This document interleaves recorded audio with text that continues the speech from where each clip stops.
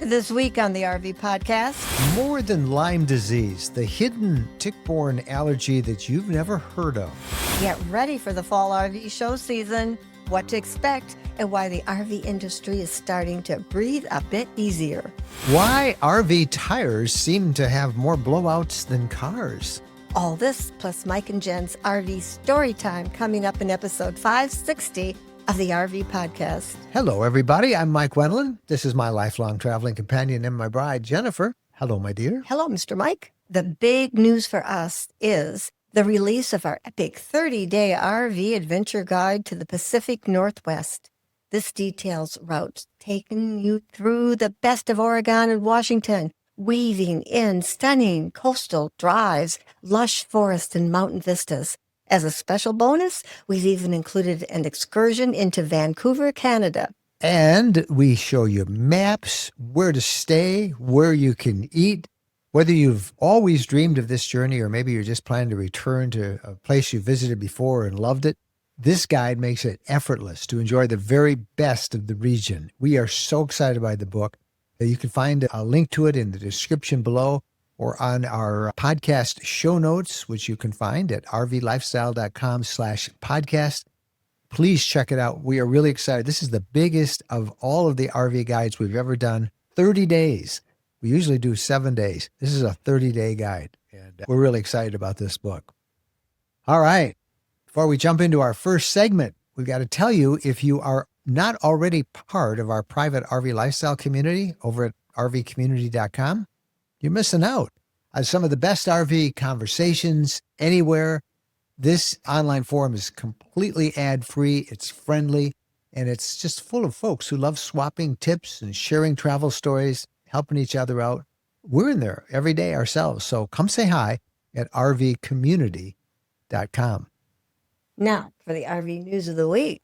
Here's a fascinating shift in how people are approaching RV travel in 2025, and it might surprise you. According to major industry reports, 63% of travelers say they will take fewer trips in 2025, but spend more per trip, focusing on one big annual RV adventure rather than frequent weekend getaways. They're calling these splurgecations, and campers are willing to splurge on upgraded experiences, premium campgrounds, and adventure activities like ziplining, guided tours, and fine dining. What's really interesting is the rise of passion-driven travel. Instead of just picking a famous destination, more travelers are choosing trips based on their interests, like baseball stadiums tours, brewery crawls, historic sightseeing, or outdoor adventure travels. It's like the RV community is saying, if we're going to do this, let's make it count. The trade-off makes sense too, quality over quantity.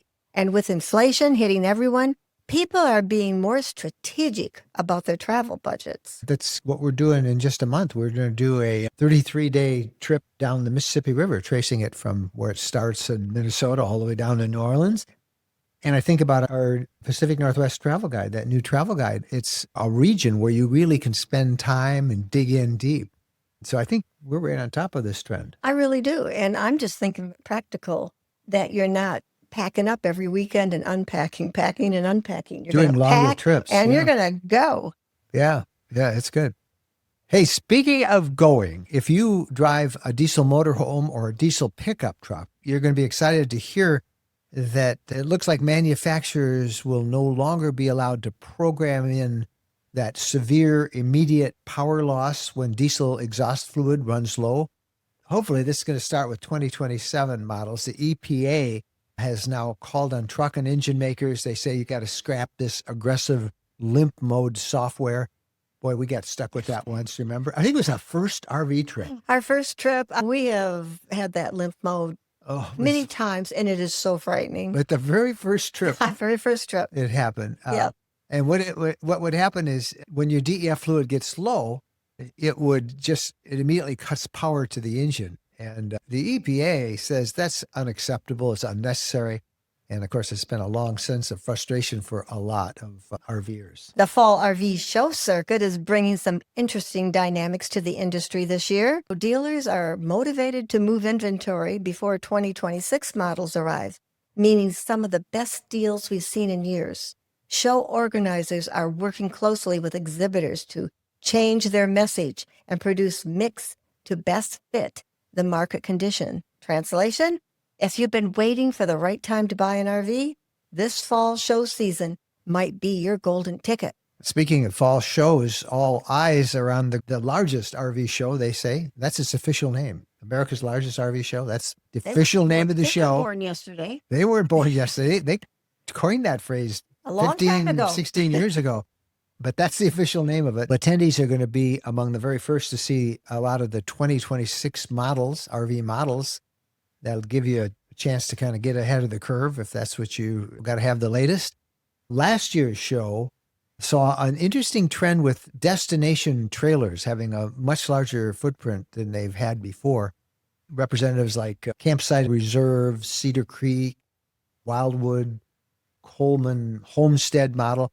They were very prominent in the show, on the front aisles of the show. So we don't know what it's going to be this year, but the show has become more than just an RV showcase. It's where the industry really tests out their new concept, gauges consumer reactions.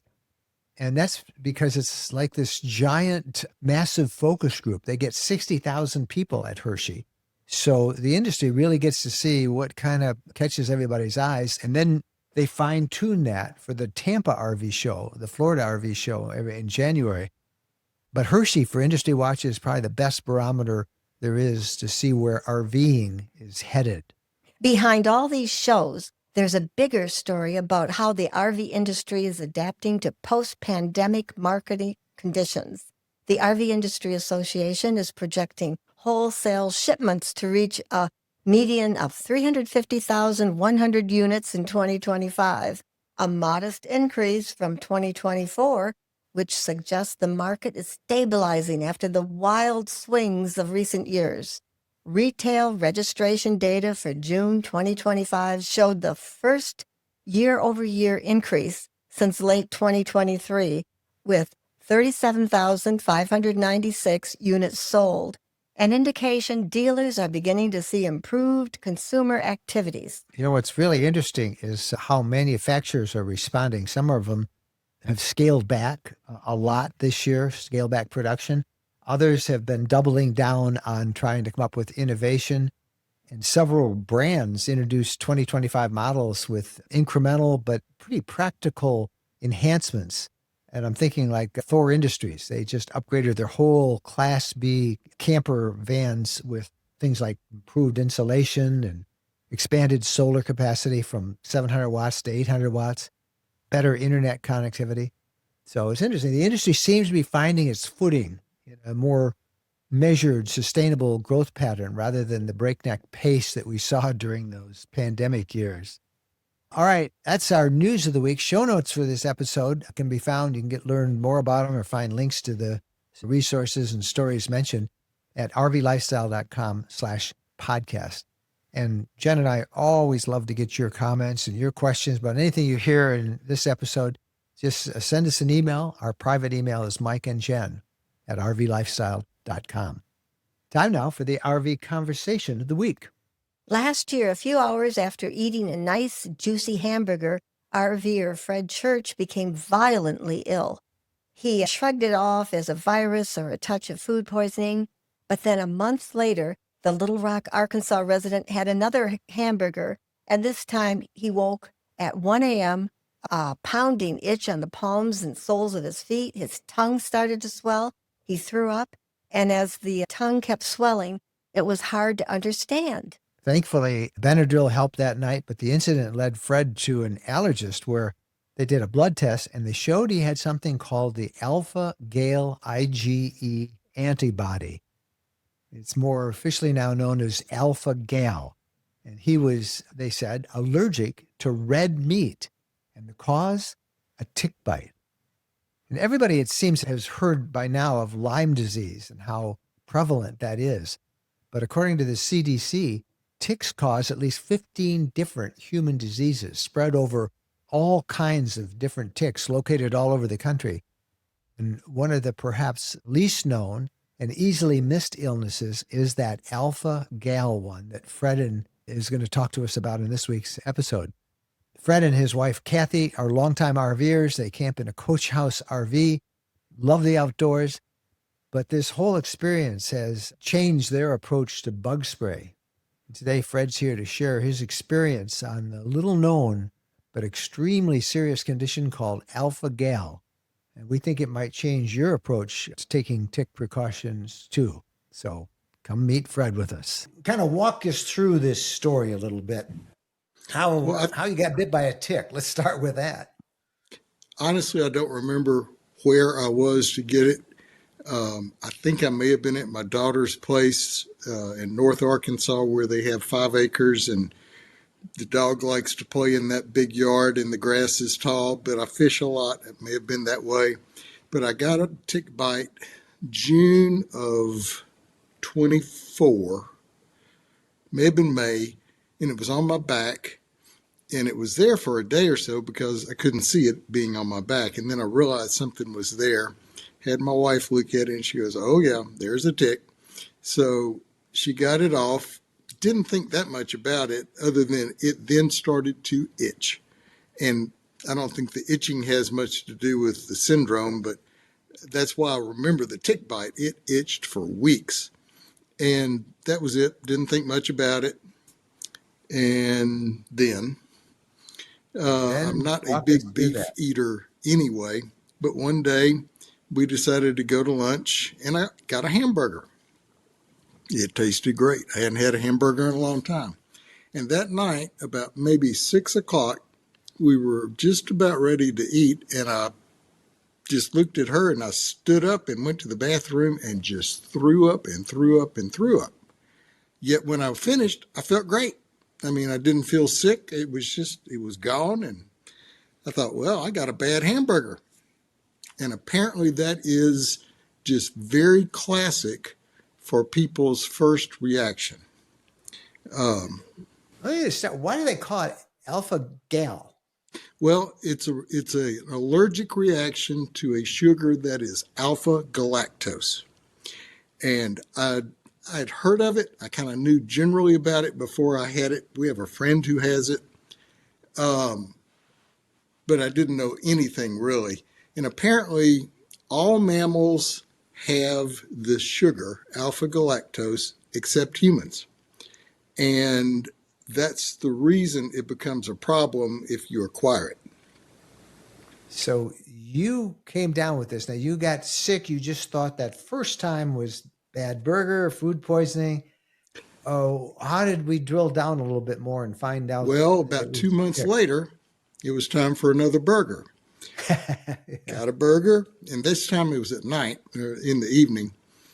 And about 1 o'clock in the morning, I woke up because my tongue was itching so intensely that it woke me up. And then I realized my palms were itching and the soles of my feet were itching. And that's a pretty good allergy when that starts. And then I get up and trying not to disturb my wife, go to the kitchen and realize my tongue is swelling.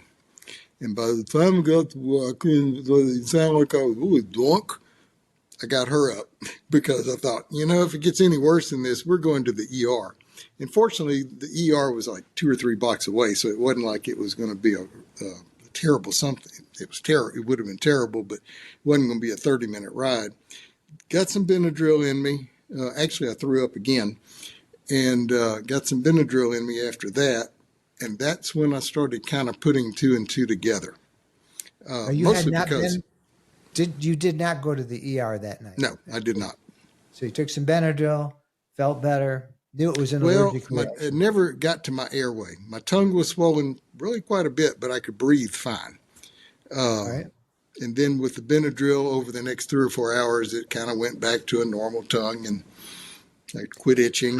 There you go. So how did you ever get diagnosed and figure this out?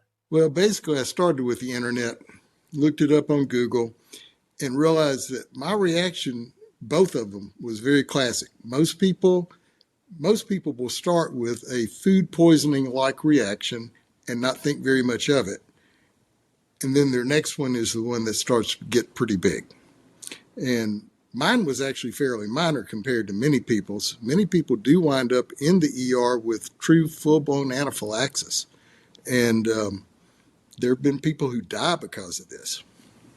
This is not something just to take for lightly that, oh, well, I got this little condition. What else besides beef are you restricted? Is it any other foods? You were also tested, One thing I will throw back in about getting diagnosed.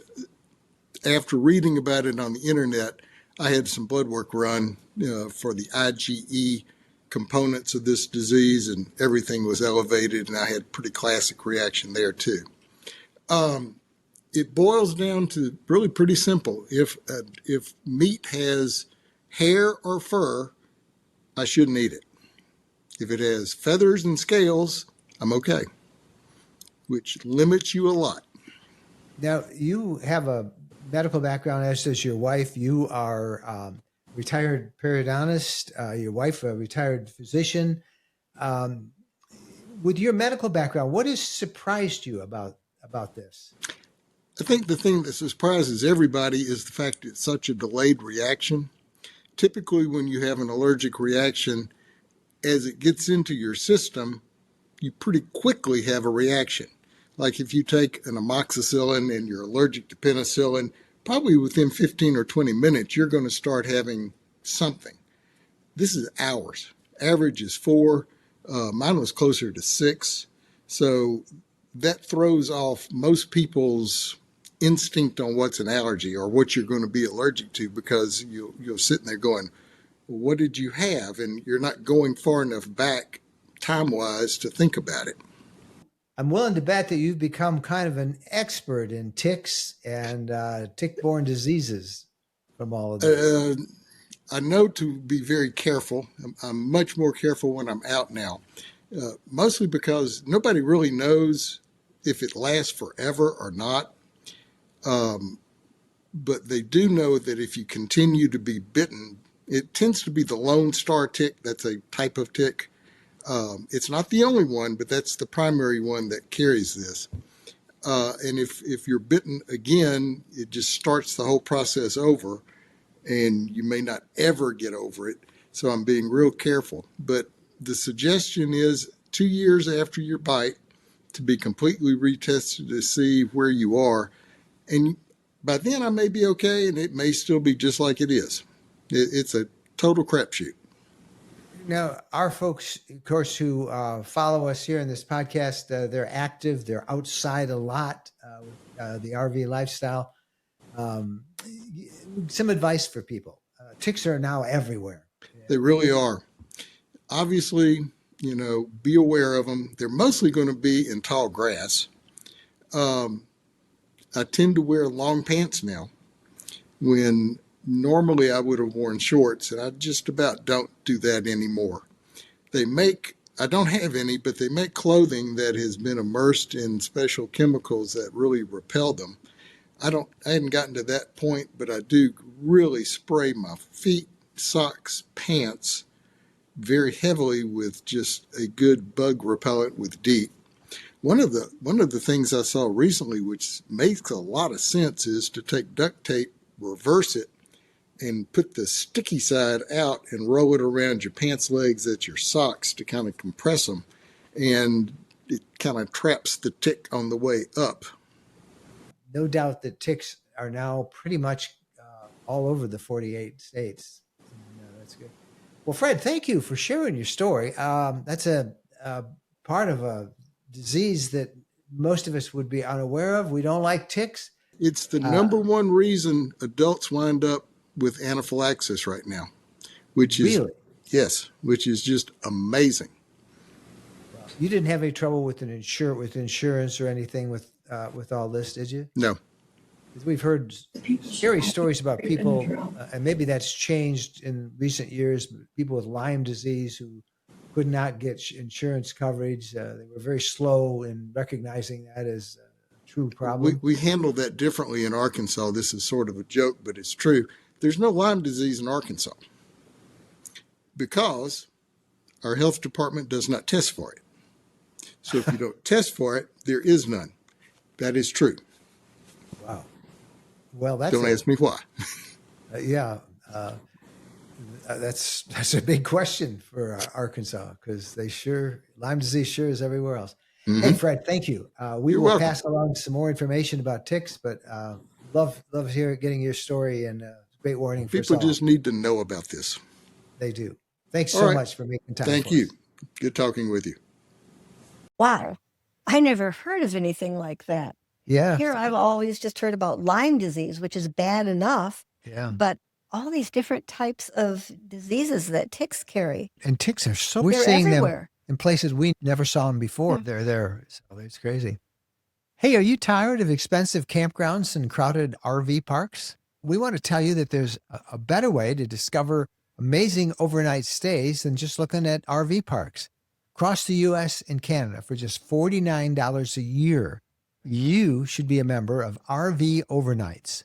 We joined up with them this summer, and they connect you with incredible hosts at farms, wineries, breweries, and unique roadside attractions who welcome RVers with open arms. These aren't just parking spots, they're experiences. We visited this RV Overnights farm near Nashville that has barbecues, country music, and line dancing. And we camped at this awesome bison ranch in Indiana. Many locations offer electric and water hookups, and you can often stay multiple days. So picture yourself waking up at a vineyard in Napa, or parking beside a working farm in Montana, or discovering that quirky roadside museum that you never knew existed. These are real small business owners who genuinely love meeting fellow travelers and sharing their slice of America.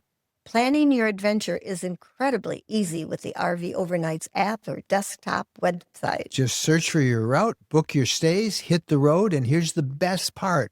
Our audience gets an exclusive 40% off their annual membership. 40% off. Just use the promo code RVLDEAL when you sign up. Head to rvlifestyle.com/RV Overnights right now. Remember, use the promo code RVLDEAL and you'll save 40%. Now it's time for the social media buzz with Wendy Boyer. She reports on the hot issues most talked about this past week on social media and our RV Lifestyle community group. Hi, everybody. This past week, the buzz in our private RV Lifestyle community has been mini meetups. August is mini meetups in our group where members of the group get together and meet up. And our first one was in Nashville, Tennessee, where some members got together, shared a meal, some camped at the KOA, and it sounds like lots of laughs and fun by all. And can't wait to hear about the others in the next week. But what I'd like to share with you today are 3 tips that I saw that make RVing a little bit easier. And here they are in no particular order. The first one was from Wayne and Susie. They shared it in our private community and they wrote, "We are in a campground with 30 amp power and it's 100 degrees. So I set up my swamp cooler by tying freezer cold packs on the back of our portable fan. It helps immensely. Just wish I had another set of 4 freezer packs to switch out when these need to go back in the freezer." And they shared a picture of their fan with this setup. Sounds like a brilliant idea and sounds like it could be really helpful to a lot of folks when it's hot out as it's been this last few weeks. And then the second post I'd like to share with you was in our RV Lifestyle Facebook group, and it was from Jane. And Jane wrote, "Found this to be the best kitchen appliance when it's hot outside. It doesn't heat up your RV." And for those listening to the audio-only version of the podcast, Jane shared a picture of a single-burner induction cooktop that can be placed outside on the table, plugged in, used to cook, keeps all those smells and heat outside your rig. Many also chimed in when they saw this post, said they had it. It was a game changer, helped with them even save money because they use less propane for cooking. And the only thing is you got to make sure you have induction-capable cookware, but wanted to share this idea with you in case it could help someone else out there. And then the third and final post with a tip came from Renee. And this one has to do with the kitchen, specifically your kitchen spices. Renee took a picture of all the things that she brings in her RV in their original packaging, plastic, glass, all the different spices. And what she did was she transferred them into something called mason jar Ziploc bags. She picked them up online. They're stored in a clear glass box she got from the Family Dollar store.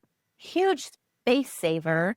Looked like a great idea. Many people were super excited to see this and said they were doing the same thing. So wanted to share this as well in case it could help somebody. And that's it for me this week. 3 different tips that were shared on our social media platforms. And we love seeing tips, love seeing hacks, and hope it can help someone. I'm Wendy Boyer, and I'll see you in either our private RV lifestyle community or Facebook group. I just love hearing all those tips and suggestions and the friendship that develop on our community groups. They're really amazing, aren't they? There's so much to learn from each other. Yep, there is. Hey, have you ever thought of having your own RV land? A place where you can camp as long as you want, whenever you want, without having to get reservations?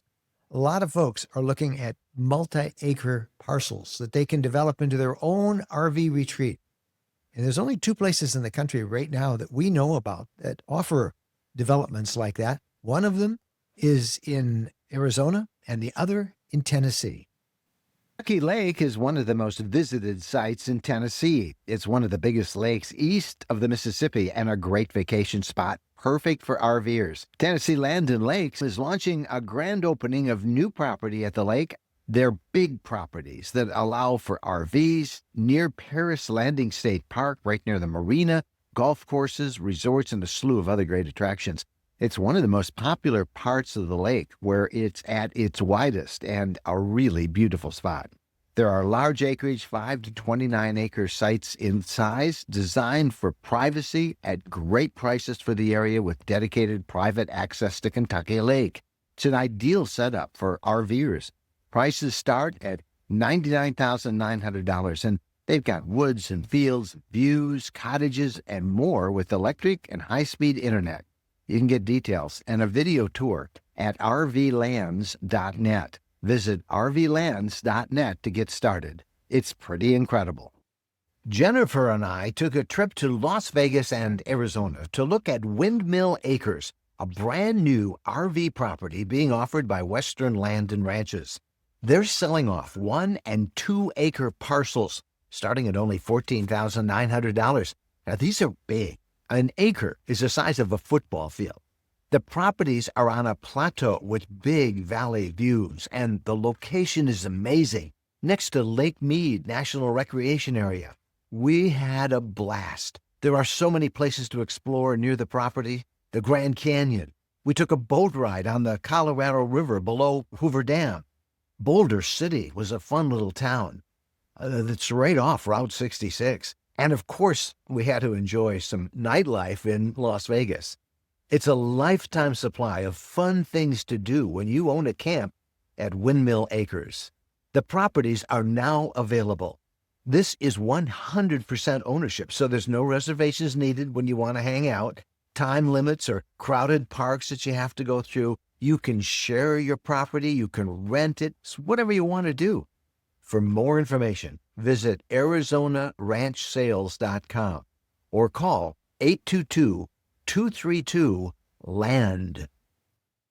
Now for the RV question of the week. I'm always reading about RV tires blowing out.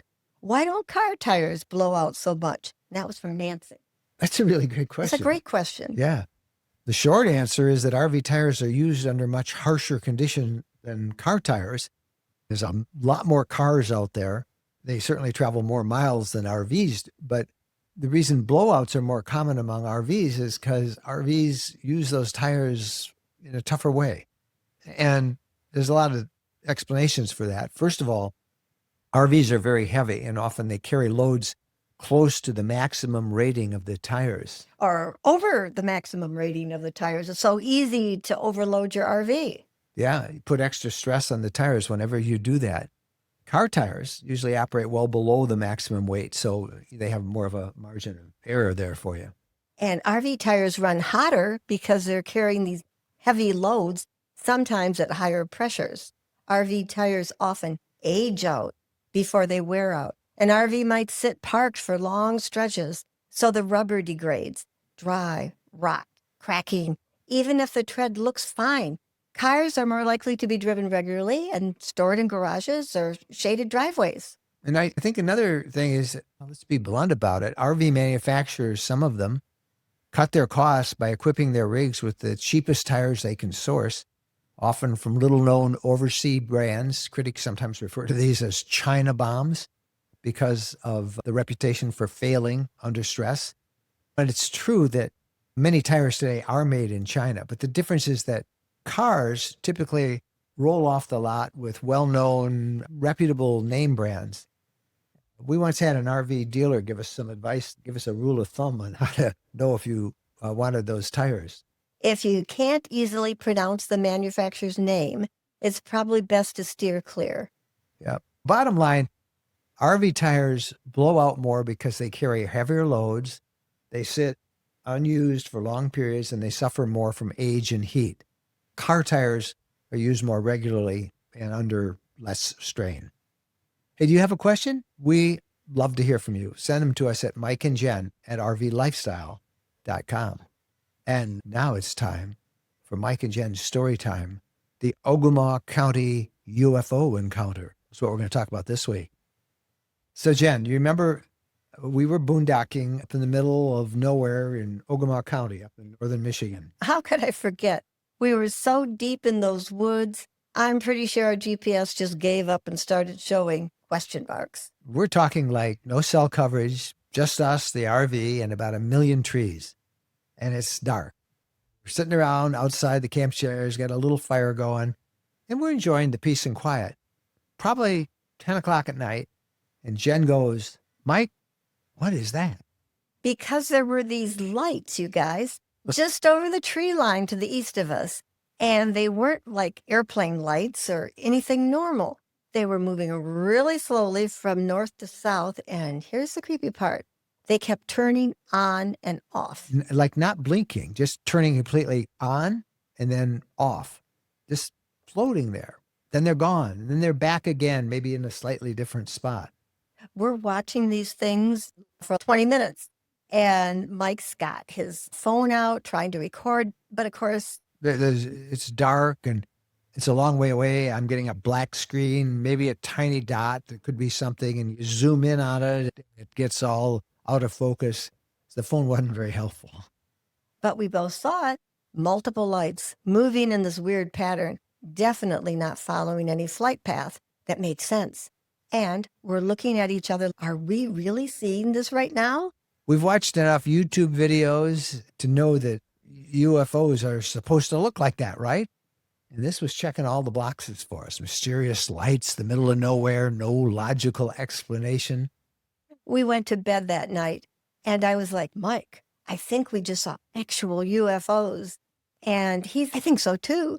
Neither of us slept great that night. I kept listening for that weird humming sound that they show you in all those old silly science fiction movies.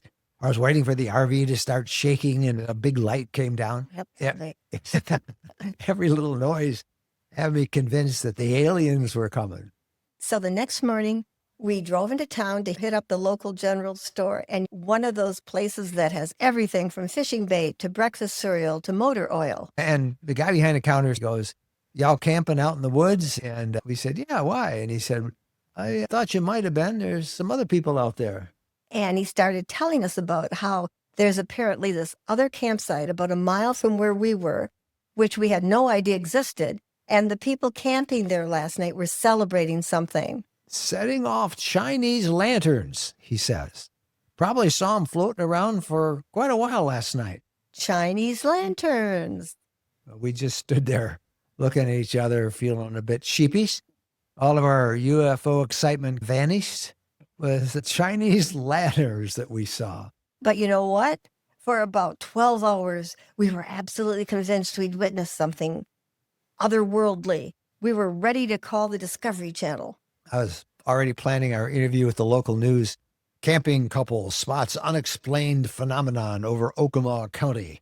Instead, it was more like camping couple mistakes party decorations for alien spacecraft. The moral of the story.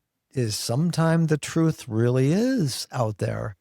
It's just way more boring than you hoped. But hey, at least we got a good story out of it. And those Chinese lanterns were actually really pretty, even if they weren't from outer space. Before we go, let us again invite you to come hang out with us at the RV Lifestyle Community, our private ad-free group for RVers who love to share stories, share tips, hold rallies and meetups, and share great places to camp.